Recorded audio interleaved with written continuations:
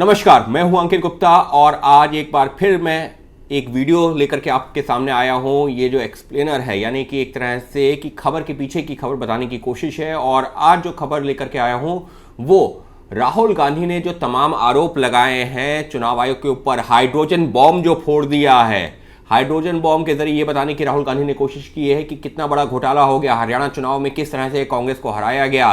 क्योंकि अभी तक तो एक आधी सीट की बात कर रहे थे, अब बात कर रहे हैं कि पूरा चुनाव, पूरा एक राज्य कैसे जो है हरा दिया गया कांग्रेस को। इसको लेकर के राहुल गांधी ने हाइड्रोजन बॉम्ब फोड़ दिया। चर्चा हो रही थी कि आखिर हाइड्रोजन बॉम्ब होगा क्या। पिछले 2-3 महीने से लगातार इस चीज को लेकर चर्चा हो रही थी। अब वो हाइड्रोजन बॉम्ब सामने आ चुका है। तो अब ये जो आरोप लगाए हैं राहुल गांधी ने, तो ये कह दिया कि एक ऐसी जो महिला हैं जो 223 बार, जो जिनका जो वोटर लिस्ट में 223 जगह पर नाम है और उन्होंने 223 बार 2 बूथ में जाकर 223 बार वोट कर दिया। एक ऐसी महिला है जो विदेशी नागरिक हैं, उनके नाम पर जो कई वोट बने हुए हैं, उनसे फर्जी वोट हुआ है। इस तरीके के गंभीर आरोप लगाए हैं राहुल गांधी ने। तो चलिए अब आपको बताते हैं कि ये जो आरोप राहुल गांधी ने लगाए हैं उन पर चुनाव आयोग से क्या जानकारी मिल रही है। और राहुल गांधी के आरोप अगर सही हैं तब तो बहुत बड़ी जो समस्या है, बहुत गंभीर मामला है कि एक पूरा चुनाव कैसे हरवाया जा सकता है एक राजनीतिक दल को। लेकिन अब चलिए इसके पीछे खबर क्या है, जानकारी क्या है, वो आपके सामने लेकर के आते हैं। देखिए, सबसे पहली जो जानकारी है वो ये है कि जब हरियाणा चुनाव हुआ उसके बाद में वहाँ बीजेपी की सरकार बन गई। लेकिन जब बीजेपी की सरकार बनी तो उसके बाद में 23 विधानसभा सीटें ऐसी रही हैं, फिर दोहरा रहा हूं 23, जिनके उम्मीदवारों ने चुनाव याचिका दायर की हाई कोर्ट में। चुनाव याचिका क्या होती है? एक तरीके से जब चुनाव का नतीजा आया उसको चुनौती दी गई।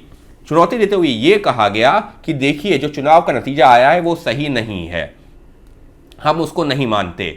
ये चुनाव याचिका इस वजह से जरूरी होती है क्योंकि जब चुनाव याचिका दायर हो जाती है तो हाईकोर्ट चुनाव आयोग से जानकारी मांग सकता है। वो ये कह सकता है क्या नतीजे आए थे, उसका जो सिलसिलेवार तौर पर जानकारी दीजिए। तमाम चीजें वो अब कोर्ट के दायरे में आ जाती हैं। उसके चलते जो चुनावी रिकॉर्ड होता है वो प्रिजर्व हो जाता है। अगर चुनाव याचिका दायर नहीं होती तो वो रिकॉर्ड डिलीट हो जाता है। तो अब जैसी जानकारी निकल के सामने आई है, राहुल गांधी ने जो बात की है वो 2 विधानसभा प्रमुख तौर पर बात की है, एक राय की और दूसरी होडल की। दोनों जो हरियाणा में दोनों विधानसभाएं हैं। अब ये जो 23 चुनावी याचिका दायर हुई हैं उसमें से 2 चुनावी याचिका होडल को लेकर और राय को लेकर भी दायर की गई है। यानी कि जो उम्मीदवार हारे थे उन्होंने कहा कि हम गलत तरीके से चुनाव हारे हैं, इसकी निगरानी होनी चाहिए। मामला कोर्ट में पहुंच चुका है। तो अब कहा यह जा रहा है कि राहुल गांधी ने जो बातें यहां पर मीडिया के सामने कही आकर के, वो तो उनको हाईकोर्ट में जो सुनवाई चल रही है वहां बताना चाहिए, सारे तथ्य देने चाहिए, जिससे कि अगर कोर्ट को लगता है तो कोर्ट उस चुनाव को रद्द तक कर सकती है। जी हां, कोर्ट के पास अधिकार होता है कि चुनाव को रद्द तक कर दे अगर चुनाव गलत तरीके से हुआ है। तो ये तो एक सही जो जानकारी निकल के सामने आ रही है कि अगर आपके पास तथ्य ही हैं, सबूत ही हैं, तो मीडिया के सामने आकर के जो आपने बातें बताई वो तमाम बातें आपको कोर्ट में सुनवाई के दौरान सबूतों के साथ पेश करनी चाहिए, जिससे कि गड़बड़ी हुई है तो उस चुनाव को रद्द करवाया जा सके। आपको कोर्ट में उस दस्तावेज देने चाहिए। एक बहुत जो है जेन्युइन है और उम्मीद करते हैं कि राहुल गांधी और उनकी पार्टी की तरफ से वो दस्तावेज कोर्ट में भी दिए जाएंगे। दूसरा पहलू ये है कि राहुल गांधी ने कहा कि एक महिला ने 223 बार वोट कर दिया, 223 बार, 224 बार, जो भी 223 जितना मुझे याद है, 223 बार वोट कर दिया 2 पोलिंग बूथ में जाकर के। अब सवाल ये उठता है कि 223 बार अगर कोई व्यक्ति वोट कर रहा है तो उस पोलिंग बूथ पर, हर एक पोलिंग बूथ पर पोलिंग एजेंट होते हैं। पोलिंग एजेंट कौन होते हैं? पार्टी के कार्यकर्ता होते हैं। पोलिंग एजेंट कौन होते हैं? जिनके सामने सुबह सुबह जब ईवीएम होता है उसका मॉक पोल होता है, जिनके सामने ईवीएम सील की जाती है सुबह भी और शाम को भी, और वो पोलिंग एजेंट दिन भर पोलिंग बूथ पर रहते हैं, वो पार्टी के कार्यकर्ता होते हैं। अब सवाल यह भी है कि अगर पार्टी का कार्यकर्ता एक पोलिंग बूथ पर बैठा हुआ है, एक महिला एक बार 223 बार छोड़िए, 2 बार 4 बार भी अगर वहां पर आती है, 4 बार भी छोड़िए, मैं तो कह रहा हूं दूसरी बार भी आती है, तो वो पोलिंग बूथ के तो सामने आ रही है। उसको तो पता होना चाहिए कि अगर एक महिला बार बार वोट करने आ रही है, आप देख ही नहीं रहे। अगर आपने देखा तो उस पर आपत्ति कार्रवाई किया, आपने क्यों नहीं उसी दौरान हंगामा कर दिया कि किस तरीके से एक महिला है, बार बार आए जा रही है, बार बार आए जा रही है और वोट करे जा रही है। तो आपको तो उसी समय सवाल उठाना चाहिए था, वो क्यों नहीं उठाया गया? ये भी एक जो गंभीर सवाल है जिसका जवाब अभी तक राहुल गांधी या उनके जो है नेताओं की तरफ से नहीं आया है। लेकिन ये चुनाव आयोग के हवाले से जो जानकारी आ रही है मैं सिर्फ वो रख रहा हूं, ये मेरी जानकारी नहीं है, ये चुनाव आयोग से जो जानकारी मिली है राहुल गांधी की प्रेस कॉन्फ्रेंस के बाद में। तीसरी चीज, अब एक महिला है, उदाहरण के तौर पर आप भी हो सकते हैं, आपका नाम मैं कह रहा हूं कि वोटर लिस्ट में 10 जगह पर है। आप, सवाल यह है कि क्या ये राहुल गांधी हो, XYZ कोई भी नेता हो, वो ये कह सकता है कि आपने किस पार्टी को वोट दिया, अगर जब तक आप खुद नहीं बताते हैं, और आप भी जो है अगर बताते हैं, हालांकि कानून में तो वो भी अपराध है। क्यों? क्योंकि वो वोटर सीक्रेसी होती है, आपने वोट किसको किया वो बताना नहीं चाहिए। लेकिन अगर जो है एक व्यक्ति ने एक बार भी वोट किया तो राहुल गांधी या किसी भी नेता को यह पता हो सकता है कि वो उस व्यक्ति ने बीजेपी को किया, उसने कांग्रेस को किया, उसने लेफ्ट को किया, उसने कोई भी जो है जेजेपी को किया, उसने किसी भी पार्टी को किया, उसने किस पार्टी को किया, किसको पता। अब यहां तो बात हो रही 223 बार वोट करने की। 223 बार अगर वोट किया गया तो सवाल यह है कि क्या वो 223 बार वोट बीजेपी के खाते में गया, वो 223 बार वोट कांग्रेस के खाते में गया, वो 223 बार वोट आम आदमी पार्टी के खाते में गया, वो 223 बार वोट जेजेपी के खाते में गया, किसके खाते में गया।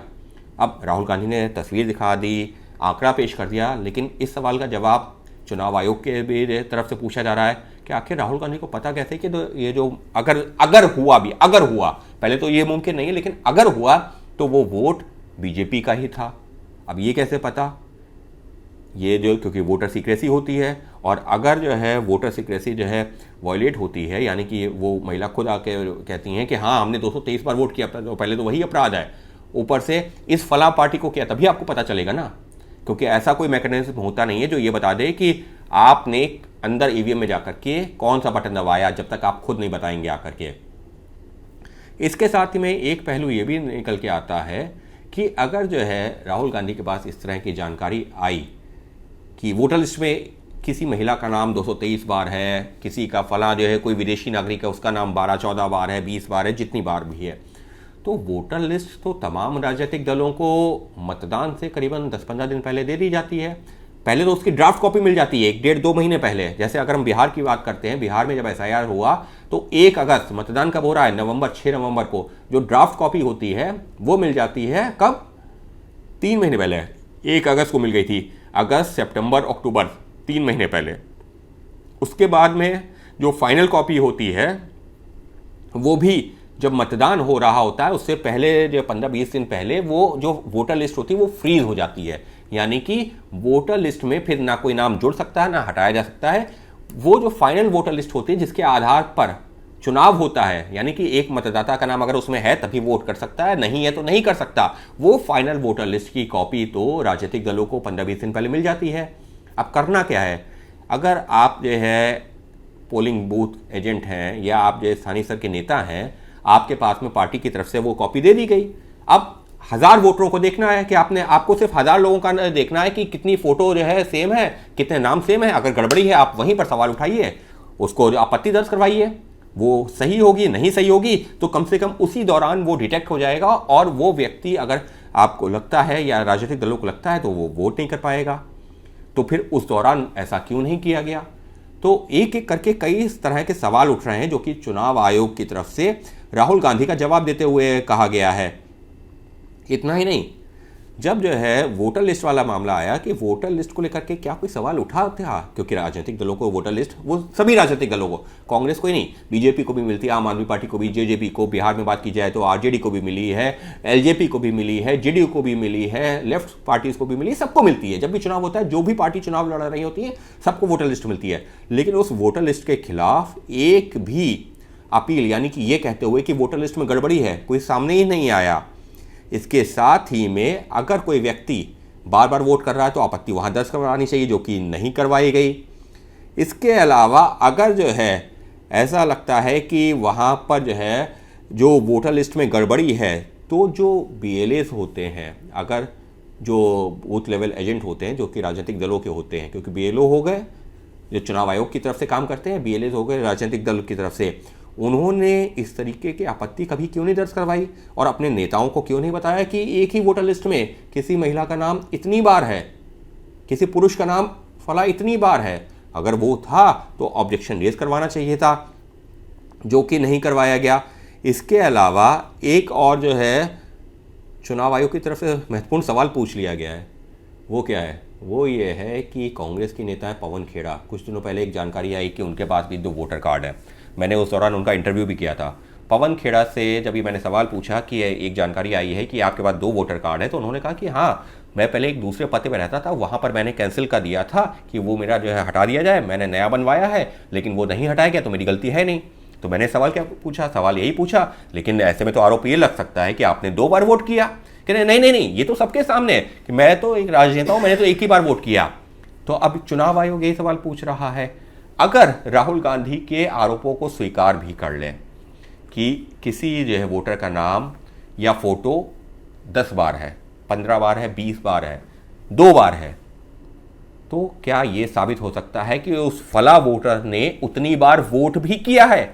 क्योंकि पवन खेड़ा के पास अगर 2 वोटर कार्ड हैं और वो कह रहे हैं कि नहीं नहीं, उन्होंने एक ही वोट किया, दूसरा नहीं डिलीट हो पाया, वो चुनाव आयोग की जिम्मेदारी है, लेकिन क्या ये मान लिया जाए कि पवन खेड़ा जो कह रहे हैं कि उन्होंने 2 बार वोट नहीं किया, तो जो दूसरा व्यक्ति है जिसका नाम या फोटो अगर ज्यादा बार भी है, तो फिर क्या उसके ऊपर यह आरोप लगाया जा सकता है कि उसने एक से ज्यादा बार वोट किया है, किसी एक पर्टिकुलर पार्टी के फेवर में किया है? तो साफ तौर पर एक एक करके कई तरह के आरोप राहुल गांधी ने लगाया। चुनाव आयोग ने उनका जवाब भी दिया। यहां तक कि राहुल गांधी ने जो मुख्य चुनाव आयुक्त हैं ज्ञानेश कुमार का एक वीडियो भी दिखाया।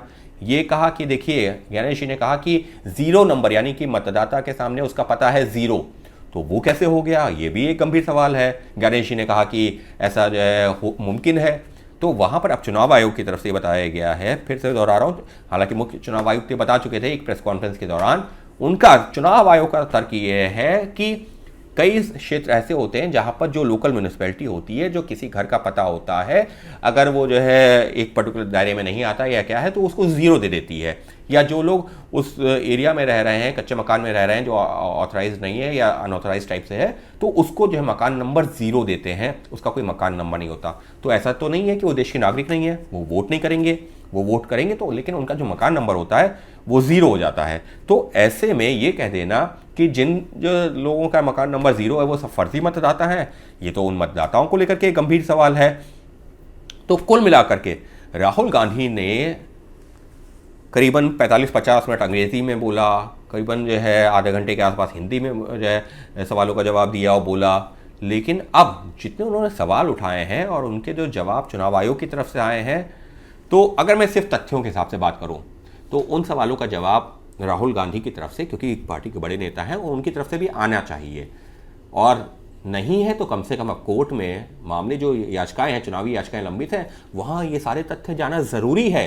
क्योंकि अगर गड़बड़ी हुई है तो वो चुनाव रद्द होने चाहिए, और अगर चुनाव रद्द होते हैं तो राहुल गांधी के आरोप अपने आप सही साबित होंगे। तो सिर्फ इस तरीके से आरोप लगा देना कि चुनाव आयोग किसी के इशारे पर काम कर रहा है, चुनाव आयोग निष्पक्ष नहीं है, ठीक है, आपने राजनीतिक बयानबाजी के लिए वो जरूरी है, ठीक है, आपने किया, लेकिन अब महत्वपूर्ण यह है कि आप कोर्ट ऑफ लॉ में जाइए, कानून के सामने जाइए और ये साबित करवा दीजिए कि देखिए ये तथ्य हैं, इसके आधार पर चुनाव रद्द होना चाहिए, चुनाव रद्द करवाइए। क्योंकि अगर 23 में से अगर आप जो है 10 सीटों का भी चुनाव रद्द करवा देते हैं, 15 सीटों का रद्द करवा देते हैं, क्योंकि 23 याचिकाएं दायर हैं, आपकी सरकार बन जाएगी, तो इतना इंतजार क्यों किया जा रहा है? वहां ये सारे तथ्य देने चाहिए, चुनाव रद्द करवाना चाहिए, हरियाणा में वापस सरकार बना लेनी चाहिए। तो सवाल तो ये महत्वपूर्ण है, और जवाब भी जो है शायद कांग्रेस के नेताओं को ही देना होगा।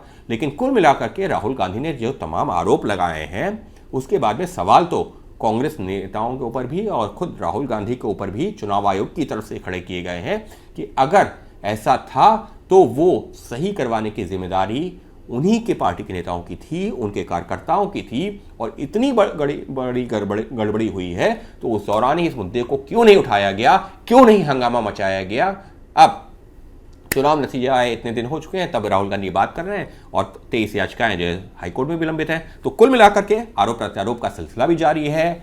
वोट चोरी को लेकर के जो हाइड्रोजन बॉम्ब राहुल गांधी लेकर आए हैं, उस हाइड्रोजन बॉम्ब को एक तरह से डिफ्यूज करने की कोशिश करता हुआ चुनाव आयोग नजर आ रहा है। लेकिन कुल मिलाकर के जो चुनाव आयोग और राहुल गांधी के बीच एक तरह से तकरार चल रही है, वो लगातार चलती जा रही है। और राहुल गांधी भी ये कह के गए हैं कि अभी तो और राज्यों का जैसे जैसे जानकारी सामने आएगी, बिहार में जहाँ इस वक्त मैं मौजूद हूँ, मुमकिन है कि बिहार के चुनावी नतीजों के बाद राहुल गांधी यहाँ से भी जुड़ा हुआ तथ्य लेकर आए।